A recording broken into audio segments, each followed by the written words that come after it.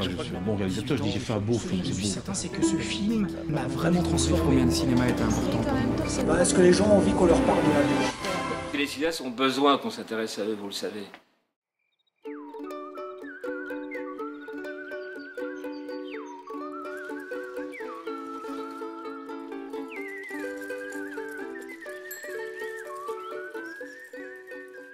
J'avais suivi le tournage de Panique au village, le film, en accord avec la partie production et Vincent et Stéphane. J'avais vraiment été présent sur le plateau de façon assez régulière. J'avais animé un blog qui avait suivi le tournage et publié de façon mensuelle une série d'articles sur les coulisses de Panique au village. Et c'est vrai qu'en arrivant vers la fin du tournage, c'était à un moment donné posé la question de savoir, tiens, est-ce qu'on ne ferait pas quelque chose de ce matériel? Mais j'avais quand même toute cette matière accumulée sur Vincent et Stéphane, sur leur parcours. Par ailleurs, on se connaît depuis longtemps, puisque j'avais commencé un peu à suivre leur travail dès le début des années 90.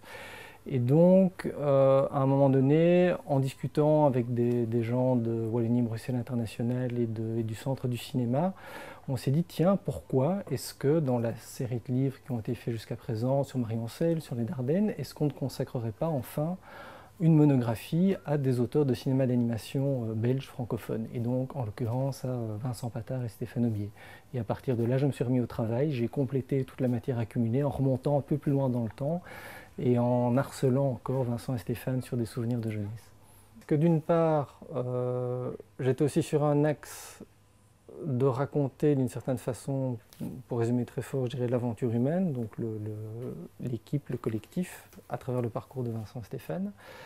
Et d'autre part, toujours cette difficulté, qui est une équation pas toujours simple, quand on écrit un livre notamment sur le cinéma, de trouver un équilibre par rapport aux différents lecteurs potentiels qu'on peut avoir, avec cette interrogation de savoir est-ce que ce sont uniquement des cinéphiles très éclairés qui vont lire, des professionnels qui vont lire, ou le grand public qui, l'un dans l'autre, connaît peut-être moins bien les choses ou a moins de clés que pour comprendre. Et donc, je me suis souvent posé la question de savoir jusqu'où est-ce que je vais dans le détail, dans le descriptif, dans l'explication technique. Jusqu'où est-ce que je devais aller? Et je me suis vraiment posé la question. Et à un moment donné, voilà, j'ai essayé de trouver un équilibre entre les deux. Il m'est arrivé, moi, d'avoir entre les mains, par exemple, des livres sur les effets spéciaux au cinéma, et que je trouvais terriblement ennuyeux pour un lecteur lambda, parce qu'effectivement, ça allait trop loin dans le détail technique. Par contre, avoir un côté un peu making-of, on dit, tiens, pour tel film de Lucas ou de Cameron ou d'un autre réalisateur, telle fameuse scène a été réalisée de telle manière avec 3-4 effets spéciaux et 4 plans tournés dans des endroits différents, ça oui. Vite, on s'est dit que ce serait intéressant d'élargir effectivement et de prendre prétexte d'une certaine manière du parcours de Vincent et Stéphane pour parler aussi de toute une génération, non seulement de cinéastes d'animation, de producteurs d'animation comme Arnaud Deminck ou Vincent Tavier au sein de la partie, mais aussi même d'une génération du cinéma belge qui s'est un peu cristallisé autour de l'atelier de Vincent et Stéphane, qui ont intégré ce qu'on a appelé dans le livre le 109, donc le 109 rue du Fort à Saint-Gilles, qui est un lieu de post-production où se trouve notamment Aléa Jacta, qui est une société de post-production cofondée par Vincent Piscopo et Vincent Tavier.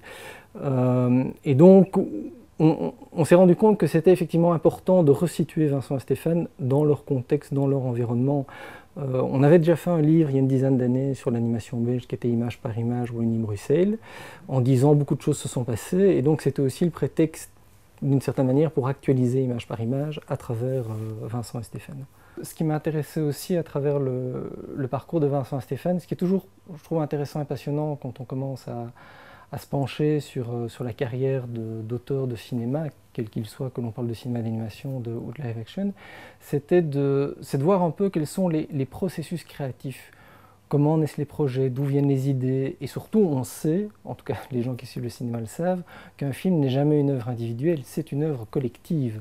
Et ce sont souvent des parcours de ce qu'on peut appeler des familles artistiques, et c'est d'autant plus pertinent, je pense, dans le cas de Vincent Patard et Stéphane Aubier, c'est que ce sont des gens qui sont très, très fidèles en amitié, qui ont cette forme de simplicité ou de modestie dans l'approche de leur travail, et qui n'hésitent pas à faire appel à l'équipe, comme on dit. Et donc il me semblait important et c'était même incontournable, en parlant de leur parcours, en parlant de leurs films, de leurs courts-métrages d'animation, il était impossible de ne pas parler des gens qui les ont accompagnés tout au long de leur, en gros, 20 ans de carrière. Vous dansez bien, gendarme. Tu sais, j'aime bien. Qu'est-ce que je fais là, moi? Hein? Ah! Gendarme! Gendarme! Tu danses avec ma femme!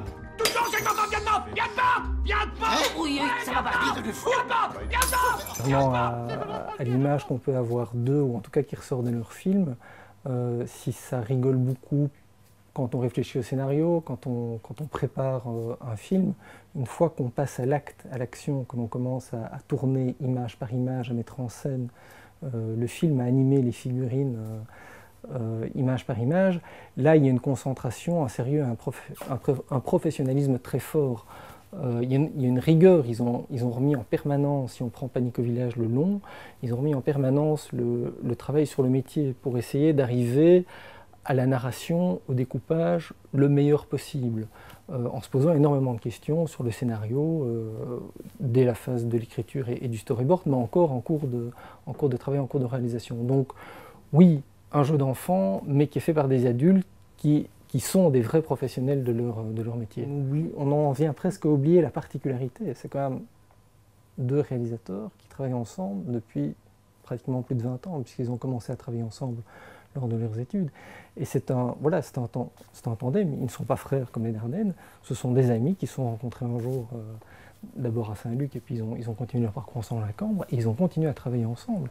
Et ils en viennent à former une entité tellement univoque, d'une certaine manière, qu'on en est presque tous arrivés à oublier aussi que déjà ça en soi est assez extraordinaire, d'avoir sur la durée une telle collaboration et une telle presque fusion artistique. C'est-à-dire qu'à un moment donné, même eux parfois ne savent plus très bien qui fait quoi. C'est-à-dire quand on en vient à discuter de comment telle idée a germé, finalement on ne sait plus très bien. Ce sont des discussions qui sont autour de la table, et c'est toujours très intéressant de les voir travailler par rapport à ça, parce que, comme je l'écris à un moment donné dans le livre, c'est un jeu de ping-pong, et il y en a un qui débute pratiquement une phrase, et l'autre termine l'idée de façon presque spontanée. Ça relève quasiment de la télépathie. C'est assez cocasse à voir en direct.